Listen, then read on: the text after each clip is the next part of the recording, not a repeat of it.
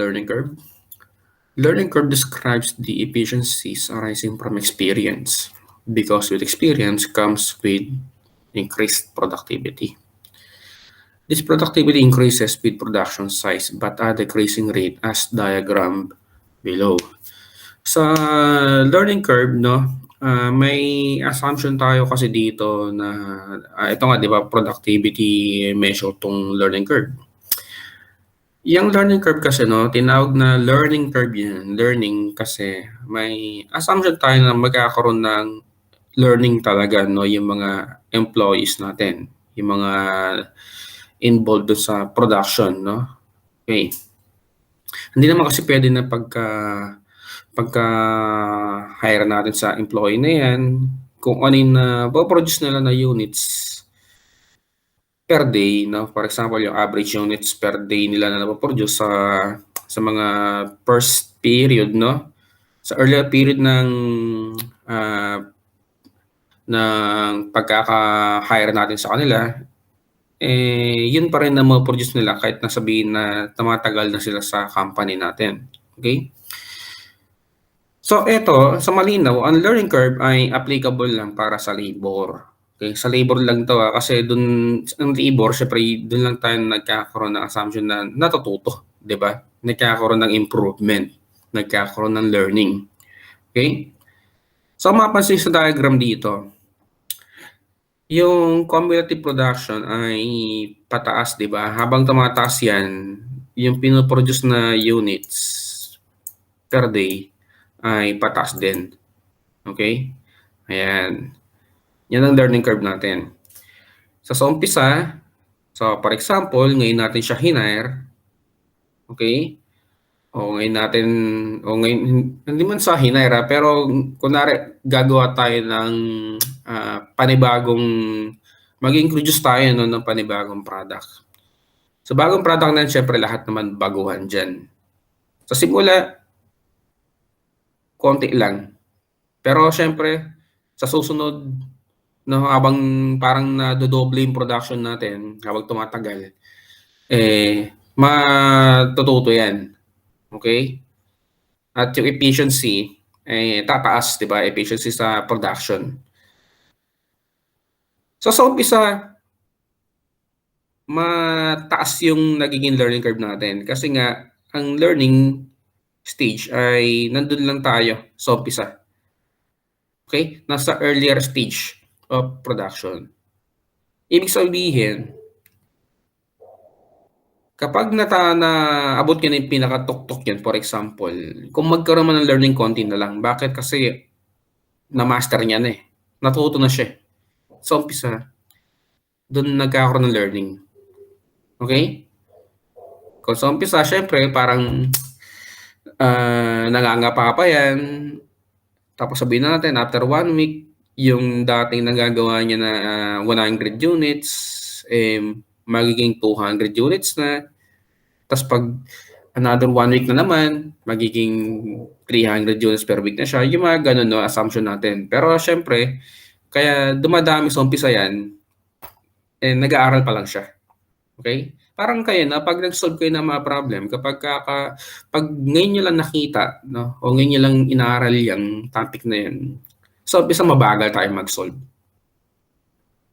Pero kung paulit-ulit yung gagawin yan, no, paulit-ulit yung gagawin, solve ka na solve ng problem sa topic na yan, napapansin natin, di ba, parang saglit lang, natapos ka agad dati yung mga problem.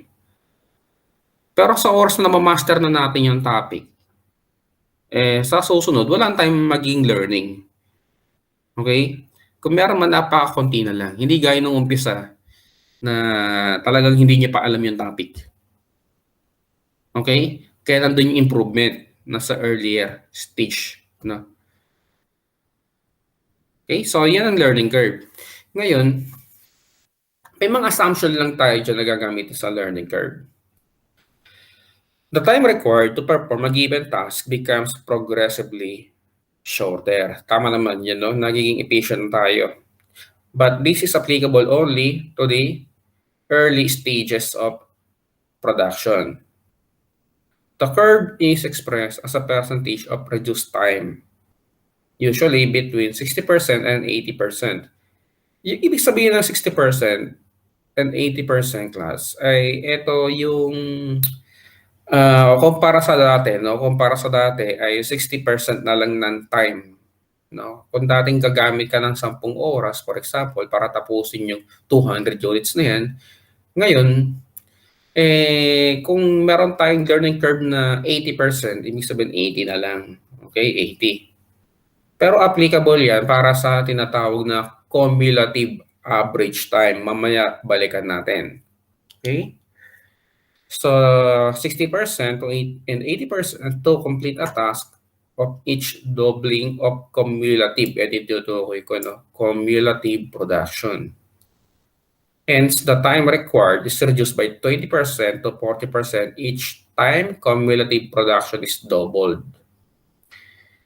Okay, pakinote na lang ng mga to, the cumulative average time per unit is reduced by a certain percentage each time production doubles. Incremental unit time, or time to produce the last unit, is reduced when production doubles. Okay? Paliwanag natin yan, no, yung cumulative average time net. Saka, madali lang actually, no, yung learning curve. Tandaan nyo lang yung mga sasabihin natin dito. So ngayon, umpisaan ko muna yung problem 2. Yung problem 2 muna tayo. Medyo nag-work back kasi tayo sa problem 1. Okay. Ganito, no, pag nag-compute kayo ng mga cumulative average time yan, tandaan nyo lang yung tatlong column na to. Una, yung column natin para sa batch.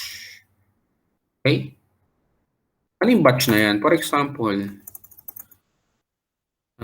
meron tayong batch 1, tapos ang gagawin natin ganito. Yung batch na to, ibig sabihin, sabihin natin, per batch of 100 units. Okay?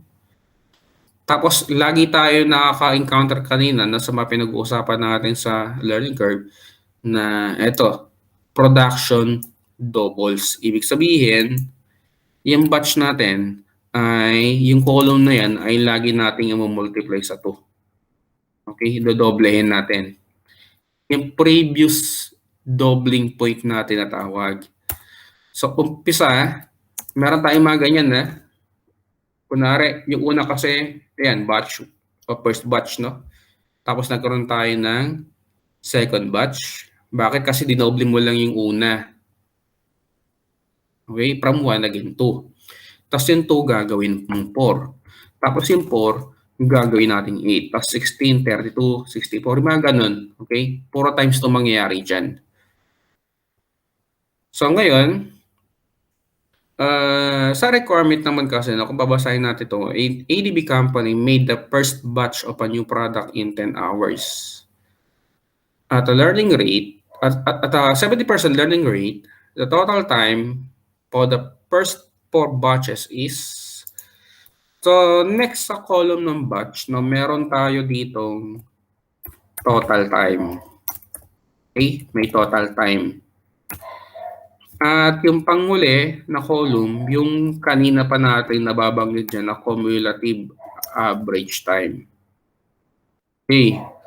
O sige, no? Paliwanag natin mga yan.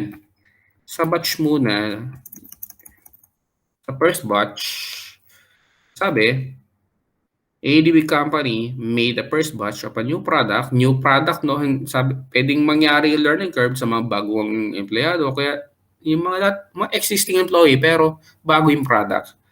Okay, kaya pinag-aaralan mo na. Ito, 10. 10 yung total time. At yung cumulative average time, ang gagawin nyo lang ay i-average lang naman to. Total time, tapos i-divide nyo lang sa batch.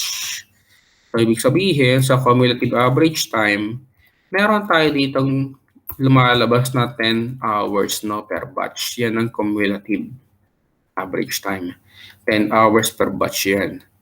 At ganito ang learning curve. Pag may pinag-usapan na 70% learning rate, no, or learning curve, ibig sabihin, for example, class ay eto, from 10, ayan, sa cumulative average time, dyan natin i-multiply yung 70%. Okay? O, yan na. Nasaan ba yun yung kaninang binanggit natin dito? Ito yun. The curve is expressed as a percentage of reduced time to complete a task of each doubling of cumulative production. Hence, the time required is reduced by 20% to 40% each time cumulative production is doubled. So, ibig sabihin, dyan tayo mag-a-apply, okay, ng learning rate sa column ng cumulative average time. So, kung dati, yung cumulative average time natin ay 10 hours per batch. Nung dinoble natin yung production natin, ang cumulative average time natin ay 7 na lang. Okay? Ibig sabihin 7 hours, 7 hours per batch. At ang magiging total time niyan, for example, no, aalamin natin, ang total time niyan ay 7 times 2 equals 14. Okay? 14 yung cumulative. Ay yung total time niya. Ayan ganyan na lang ang ginawa natin dyan, 7 times 2. So, ibig sabihin, kung sakaling nag-require ang problem ng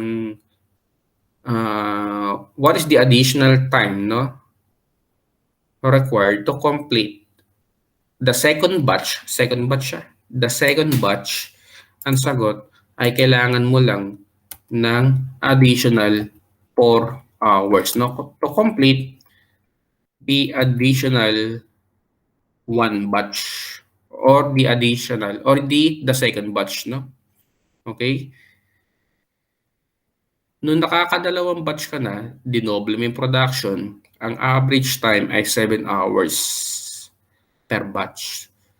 So, ibig sabihin, base sa formula natin, na total time divided by number of batches equals cumulative average time, mako-compute natin yung total time na required para do sa total, no, o yung cumulative number of batches na 2.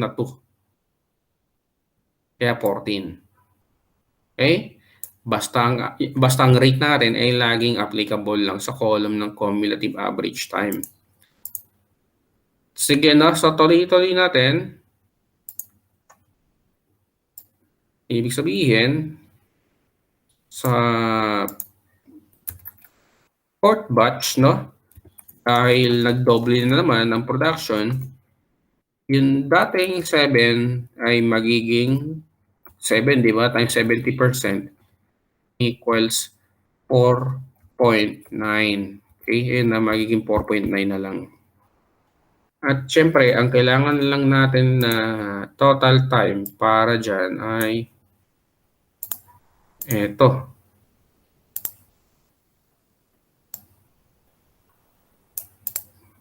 Ayan. 4.9 times 4 equals 19.6 hours. Yan ang total time natin.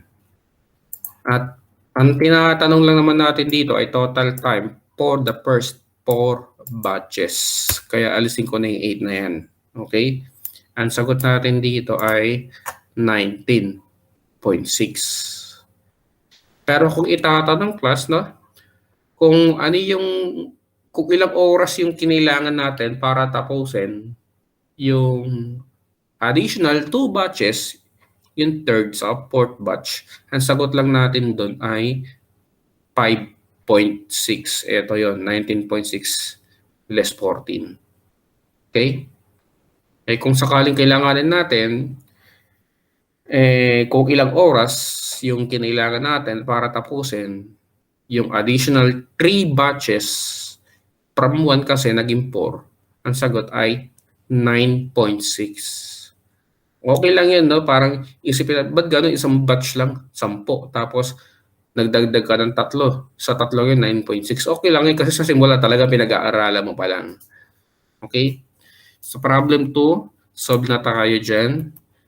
Tuloy na natin dito sa problem 1. Balikan natin yung problem 1. Gamitin natin to, di ba, yung mga column natin na batch total time and cumulative average time. Aerox company manufactured the first batch of product in 5 hours. Maglagay na tayo dito, no, ng batch 1. Tapos, kailangan natin ng 5 hours, no? Kaya ang cumulative sa umpisa ay 5 hours per batch. Okay? Ano pa ba? The second batch took an additional. Lagay natin dito na batch to. Second batch took an additional 4 hours. So, ibig sabihin, kung additional 4 hours, dapat dito ay 9, di ba? Sa total time.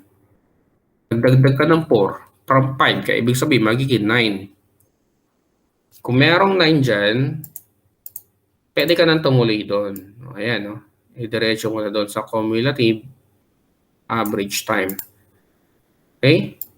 9 divided by 2 equals 4.5. At base dyan, pag pinakit natin yan, okay? Pag pinakit natin yan, ang lalabas ay 90%, diba?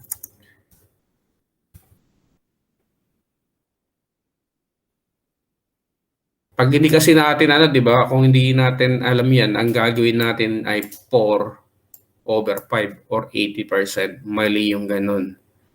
Hindi naman tayo nagbabase ng learning rate dun sa mga additional time.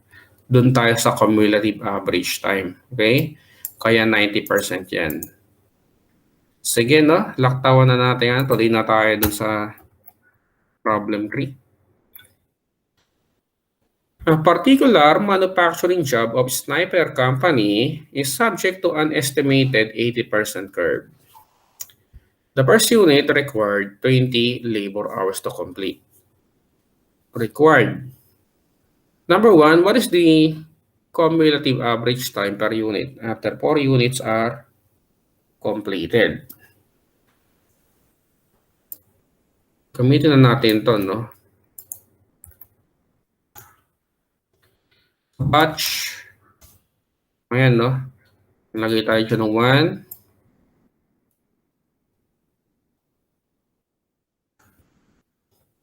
Okay? Tapos, meron tayong given na 80% na experience curve or learning rate or learning curve. The first unit required 20 labor hours. Complete. Cumulative average time, 20. Okay. Ngayon,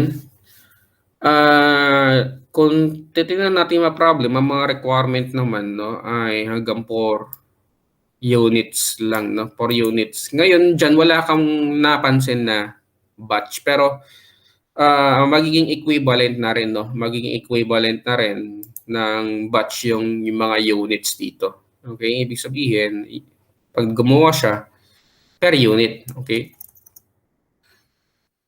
So, 1, 2, 4 ang ilalagay natin. Walang problema dyan.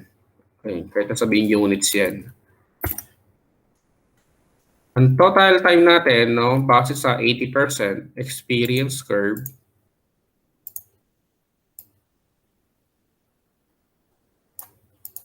ayan. So, 80%, maybe 16, no? 16 na lang. Okay? 16. At kung itutuloy pa natin yan, dire-diretso pa dito, 80% of 16,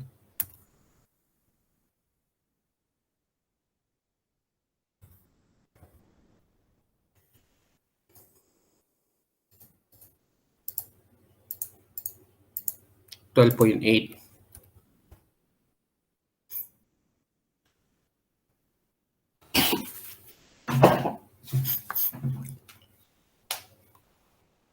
Okay. Number 1.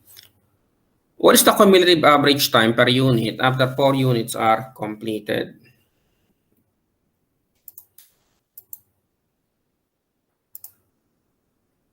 Ang sagot na kagad doon 12.8 ha, 12.8. Okay. So number 1, 12.8 ang sagot. Number 2, what is the total time required to produce 2 units? Total time required to produce 2 units. Ito.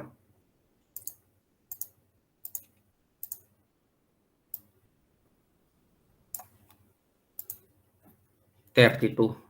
Okay? 32. So number 1, 12.8. Number 2, 32. Tapos ano pa ba? How many hours are required to produce the second unit? Ang question ay yung the second unit. Kung the second unit, yan yun. From 20 to 32. Kaya siya naging 12. 12 ang sagot dyan. Yun na. Sige no. Tuloy na natin. Ito na yung pinakamahirap na problem, no? Na-encounter natin pagdating sa learning curve. Kaya sinama ko na rin dito. Okay? I-solve natin tong Raider Manufacturing. Problem 4. Raider Manufacturing recently completed and sold an order of 50 units that had the following cost. Direct materials, 1,500. Direct labor, 1,000 hours at 8.5. Variable overhead, 1,000 hours at 4 pesos. 4,000. Okay, basta tingnan na lang natin ito, no? Ano yung naka-note dito? Applied on the basis of direct labor hours. Fixed overhead, 1,400. Applied at the rate of 10% of variable cost. Tama naman, no? Kasi pag tinotal mo itong mga variable cost natin from direct materials to variable overhead, 14,000 lahat yan. Yung 14,000, pag minultiply mo sa 10%, 1,400. Kaya gagamitin natin yan mamaya. The company has been requested to prepare a bid for 150 units of the product. If an 80% learning curve is applied, Raider's total cost on the bid order for 150 units would be, ngayon, no, ang tanong lang naman dyan ay kung ano ang total cost ng 150 units. Okay? Yan ang alamin natin yung total cost of 150 units. At ang total cost niyan ay yan pa rin yan. Direct materials, direct labor, variable overhead, fixed factory overhead. Ang direct materials, 150 units, no? I-multiply lang natin yan sa per unit. Ano ba ang per unit nito? Okay, so base dito class, no? Meron kasi tayong 50 units dyan.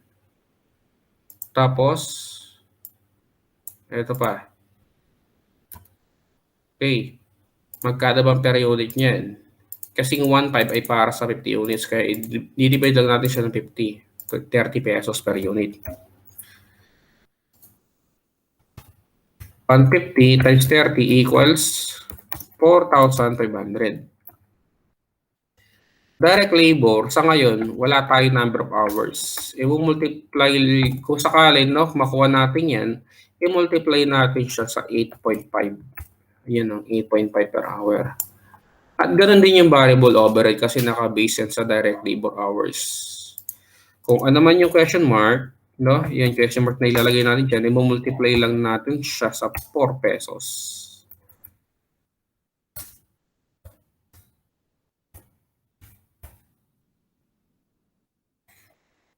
Okay?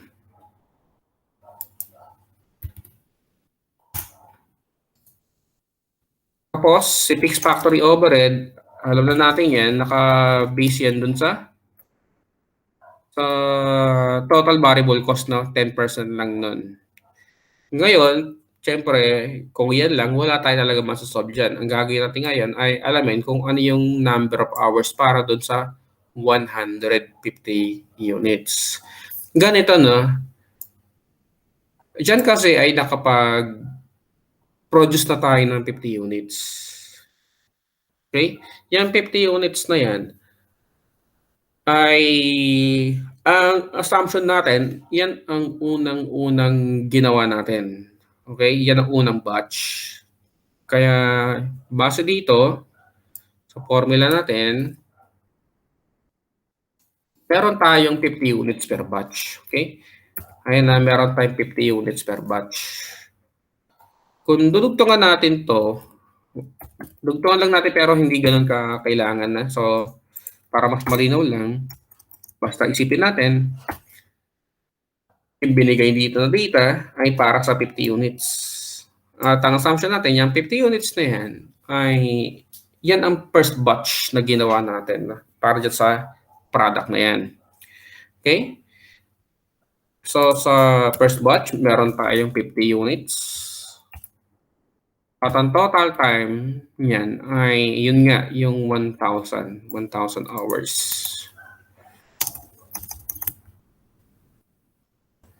Ang cumulative average time niyan, 1,000 divided by 1, syempre no, 1,000 pa rin yan. Yun na, no? Ituloy na natin. Paano naman sa second batch? Okay? Sa second batch, syempre nakaka-total na tayo ng 100 units dyan. Total to total units yan. Okay, total units.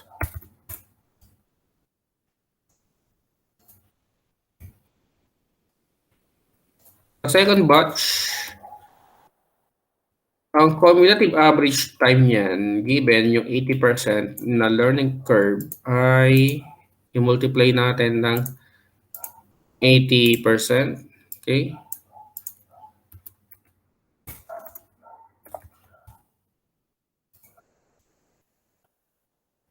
$800. Pwede 800. Ngayon, sa mga kaninang problem, alam natin kung saan tayo huminto kasi may base sa mga question. O dito, syempre, base rin natin sa question natin. Kasi dyan, 150 units. Yung next na order, no? Para sa 150 units na. Sa ngayon kasi, nakakagawa pa lang tayo ng isang batch. At yung batch na yan ay 50 units. So, ibig sabihin, pag nagdagdag ka ng 150 units, hindi pa tayo tapos dito. Kasi ang dinagdag pa lang natin ay 50. Kanina kasi 50, kasi ito naging 100. Kaya kulang yan. Kaya mangyayari, di ba, sa batch natin, batch ng production, pag tinuloy natin yan, i-multiply natin yung batch ng 2. Kaya magiging 4. At syempre, dahil 4 batches na yan, 200 units na. Kasi meron tayong 50 units per batch. Okay? 200 na yan. Actually, diyan ka na matatapos eh. Diyan sa 4 na batch. Bakit? Kasi yung kaninang 50 ay magiging 200. Kaya solve na tayo. Tapos na tayo dun sa additional 150. Okay? Ang kailangan lang natin ditong malaman ay ilang oras ang kakailanganin natin para gawin yung additional 150 units. Ito yon. Ayan. Cumulative average time ay 640. So, kung 640 yan,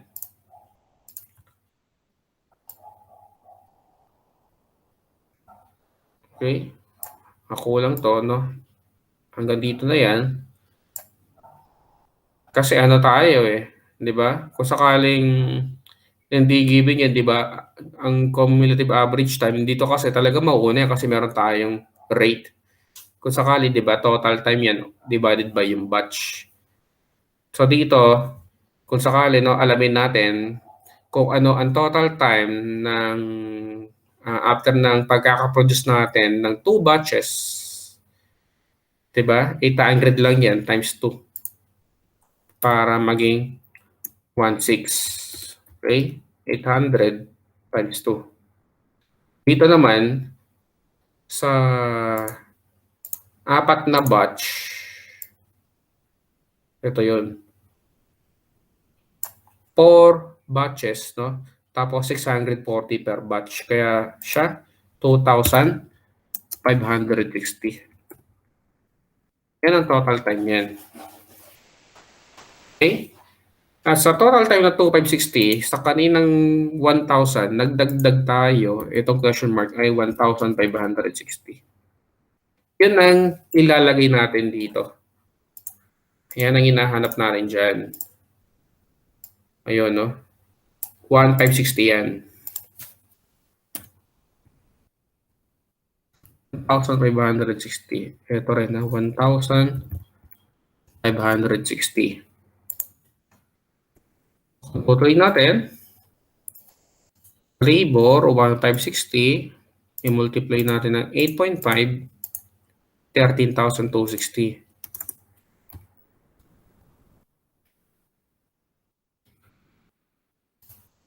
So, variable overhead, 1,560. I-multiply natin ng 4, 6,240. 6,240. At si fixed factory overhead, sabi 10% ng variable cost. Ito kasi yung variable cost natin, yung tatlo. Pag tinotal natin ang variable cost, yan, yung 4,500, okay? I-add natin yung 13,260. Tapos i-add natin yung 6,240 equals 24,000. 24,000 yung total variable cost. Fixed factory overhead ay 10%, no? Of 24,000 pesos. Kaya yun, no, meron tayong 2,400 na fixed factory overhead.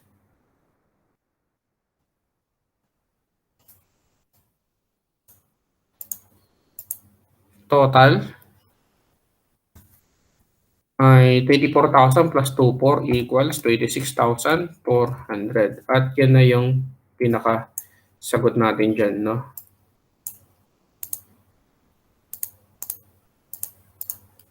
Okay? So, sige. Tapos na tayo sa learning curve. Last ay yung linear programming. Okay, linear programming. Alam ko meron na tayong idea dito, no, sa mga dati nating math kung ano ba talaga yung linear programming na yan. Ang pinaka-objective natin sa linear programming ay yung maximization of profit. So, paano natin i-maximize yung profit? Pwede natin i-maximize yung revenue or i-minimize yung cost. Pero meron tayong tinatawag na limited resources. Yung sa relevant costing natin na scarce resources. Gagamit lang tayo ng linear programming. Okay? Linear programming is a mathematical technique that helps managers to determine the volume of various products to produce. Okay? Various products to produce when resources are limited or scarce in order to maximize net income. Basta yan na. Ang objective ay i-maximize ang net income. Pero laging given ang limited resources. Parang ang ano natin dito ay optimization of scarce resources ng relevant costing. Gagamit lang tayo ng mathematical technique ngayon. It is a technique used to optimize an objective function. At ano ang objective function? Yun na nga, i-maximize yung profit, i-maximize ang revenue, or i-minimize ang cost. Subject to constraints such as scarce resources. O yan na. Basta laging subject lang yan sa constraint. Limited resources must be allocated to the company's most profitable products. Yan na rin yung idea natin dati, no, sa relevant costing. So that net income is maximized. Linear programming models are extremely helpful in the analysis and solution of resource allocation problems. Kasi yung problema natin dito, kung meron tayong limited resources, kanino natin ipapagamit yung resources na yan? Doon nga rule natin sa relevant costing, ang pinagbabasihan natin dyan ay yung product with the highest, no? With the highest contribution margin per scarce resource, no? Kung machine hours yung meron tayong limit, dapat i-maximize natin yung contribution margin per machine hour. I-base natin yung ranking natin ng production sa contribution margin per machine hour. Kung sino yung pinamataas, sino uunahin. Kung sino yung pinamababa, kung merong matitira na lang. Simplex method is a much detailed linear programming technique, especially useful if there are more than 2 variables in a linear programming problem. Okay, so illustrate na natin. Problem 1. Problem 1, following are the data about Sniper Company's 2 products that it produces through its production facilities. So given yung dalawang product, meron tayong contribution margin per unit. Pag may ganyang contribution margin per unit, pag yan ang given, maximization tayo, no? Maximization of revenue or contribution margin. Materials used, dalawang klaseng materials na nakita natin dito, X and Y. Si product A gagamit ng 2 pieces yan ng material X. Si B naman 5 pieces of material X. So, ibig sabihin, sa isang product A, meron tayong 2 pieces ni X. Tapos, sa isang product B, 5 pieces of X. Sa material Y, 4 meters, no? 4 meters of Y per unit of A. Kay B naman, 2 meters of Y for every unit of B yan. Ngayon, meron lang tayo ditong constraint, no? Constraint, available quantity of materials. Si material X ay hanggang 120 lang. Si material Y ay hanggang 80 meters. Required, determine the following. Number 1, objective function. Number 2, constraint function for X. Number 3, constraint function for Y. Tapos yung pinakadulo, optimal product mix. So, simulan na natin sa objective function. Mga sagot na dyan, pero i-ano lang natin. Ang objective function, anong objective natin dito? Siyempre, lahat naman ay maximization of profit. Dahil contribution margin to, maximization of contribution margin. Meron lang tayong symbol na gagamitin dyan, no, na max Z equals. So, ibig sabihin, alamin lang natin dito kung ilang units ang kailangan natin i-produce kay A at ilang units din kay B. Bale, ito yon. 3A Z2 Z. Max Z equals 3A plus 4B. Yan ang objective function. 3 units, 3 pesos per unit kasi ang contribution margin ni A. 4 pesos naman yung contribution margin per unit ni B. Okay? Kaya max Z equals 3A plus 4B. So, pinaka-kailangan natin dito ay ilan ang A, ilan ang B. May sagot na nga tayo, no? Si A ay 10, tapos si B si 20. B naman ay 20. Alamin lang natin kung paano nakuha yan. Kaya lang, syempre, meron tayong constraint. Constraint functions. Constraint functions, sino-sino ba yung mga may constraint? Dalawa lang naman yan, no? Yung material X saka yung material Y. Okay. Si material X, hanggang 120 pieces lang daw. So, 120 na yan, syempre gagamit yung dalawang products natin, si A and B. Si A, para sa material X, kailangan natin ng 2 pieces. Bale, 2A plus 5B. Okay? 2A plus 5B yan. 2A plus 5B, tapos, ayan, no, less than or equal 120. Ibig sabihin, no, Sa 120 na yan, basta ang combination ni na A and B ay hanggang 120 lang ang total. Aalamin lang natin na ilang units ba. Para kay A, ilan din ang kay B. Kay material Y, okay, si material Y, eto ang sabi, 4 meters para kay A. Okay? Tapos isang unit naman ni B, gagamit tayo ng 2 meters. Kaya nagkaroon tayo ng constraint function dito na 4A plus 2B. Ayan na yun, no? 4 meters per unit of A, 2 meters per unit of B is less than or equal to 80 meters. Ngayon, syempre, magkakaroon na tayo ng ano dito, ng computation. Yung computation natin para doon sa optimal product mix, gagamitin natin itong mga equation na to. Isipin nyo na lang, no? Yung ginawa natin sa list course, ganun din yun. Pero syempre, ba't ba natin ilalagay na less than? Basta, okay lang na less than kasi nga hanggang 120. Constraint yan eh. Pero syempre, nandun tayo sa pag-maximize yan, kaya equals, no? Ito todo natin yung 120 saka 80. Kaya tanggalin natin less than or equal. Okay?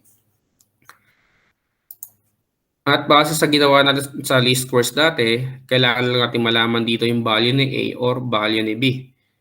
Kung sakaling gusto natin malaman ang value ni B, tanggalin natin yung A. Kung gusto natin malaman yung A, tanggalin muna natin yung B. So, paano yun? Gantong gawin natin. Kunwari, tanggalin natin yung A para makuha natin muna yung B. I-multiply natin lahat to sa negative 2. Okay? Sa negative 2. Para mangyari, from 2A magiging negative 4A na yan. Okay? Negative 4A. Yung pangalawang equation, wala naman tayong binago dyan. Okay? Negative 4A less 5 times negative 2, no? Negative 10B equals negative 240.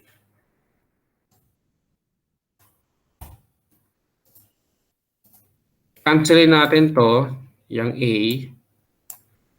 Matitira na lang dyan yung negative 8B equals negative 160. At yun na nga, no, meron tayong B equals 20. Okay? Ayan, sagot to, 20. Oh. 20. Next na, kunin natin yung value naman ni A. Kahit anong equation naman dyan. So, for example, gamitin ko na lang equation sa taas.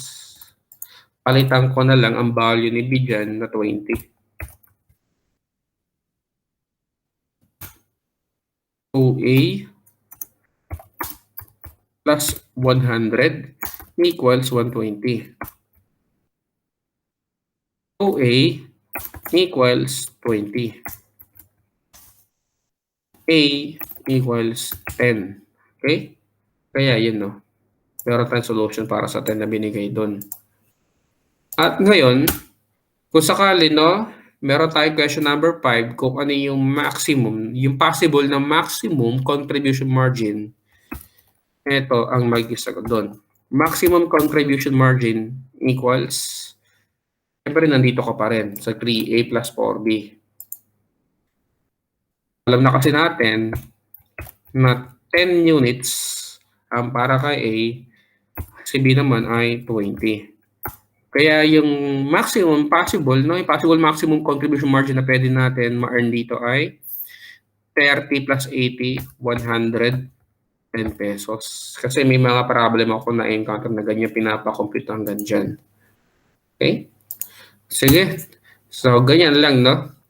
Ito, additional problem na lang to. At ang tanong lang dito ay objective function para sa minimization naman ng cost.